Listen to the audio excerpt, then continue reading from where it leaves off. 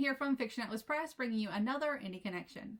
Today I'd like to tell you about some books that you might enjoy if you're a fan of Roald Dahl's Matilda. This week was another week it was really hard to find any books that were like Matilda because it's such a book that is so unique. So all of the books that follow are books that have elements of Matilda, but they're not going to be exactly like them, but I still think that you will enjoy them. Okay, the first book I have for you is called Peter Power and the Secret Island by Tyne Bach. 12-year-old Peter Power has never piloted a spaceship or flown like a superhero, and it's been a long time since he felt love from friendly people around him. All Peter knows is a struggling life somewhere south in the United States. After being abducted by the dark forces at the age of 5, he split from his parents and dropped off alone outside a random couple's house, Mr. and Mrs. Weekers. Peter is lonely, afraid of the bullies at school, and tired of the Weekers quarreling. But all that is about to change when a kind-looking, mysterious woman rings the doorbell to the Weekers' house one evening. She knows his name, and that it's his 12th birthday. How can that be? Who is she? Peter Power's journey leads him to the magical secret island, but danger lurks. Will he find out what happened to his parents 7 years ago? And what is the important secret that the kind lady wants him to know? The second book I have for you is called Crystal Magic by Madeline Freeman. Carissa Barnett has a secret. When she's upset, she can hear what other people are thinking, and when she's overwhelmed, things explode.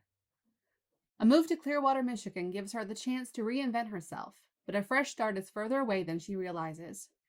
Her abilities magnify, making her a target for Crystal Jameson and the town's circle of witches. Even with new friends at her side, Carissa can't ignore the witches' magnetic pull, especially when a strange illness rips through the town. If Carissa doesn't push her fears aside, she could lose more of the control. Learning to wield magic could consume her. Ignoring her gift could destroy the world. The third book I have for you is called Wish by Joyce E.S. Pica. If one becomes a fairy and you had to keep that fact a secret, how do you go about it? Where do you hide your wings? How do you stop family, friends, not to mention nosy students at school, from finding out that you are not quite human? How do you use your newfound flying skills and magical discoveries without telling someone, anyone, about them? With prying eyes all around her, and an especially nasty aunt who is determined to uncover Ella Fitzbee's secret, it's no easy task. Ella is a fairy, stuck in a world of mere mortals, but she is clever, has tenacity, and courage. Through one fanciful adventure after another, Ella overcomes the prejudice of others for being different, and finds the power to be her true self. And the last book I have for you is called The Wisher's Granddaughter by Abby Ramilly. Shirley Whitlock has always lived for books, and no surprise, since her father's bookstore has been her home for the last 13 years. But when she discovers that she possesses a magical power only shared by a few in the world, her life at the bookstore is abruptly disrupted, and she is thrust into a quest to protect the one thing that poses a threat to the safety of wishers everywhere: the coveted Book of Wisher Mages.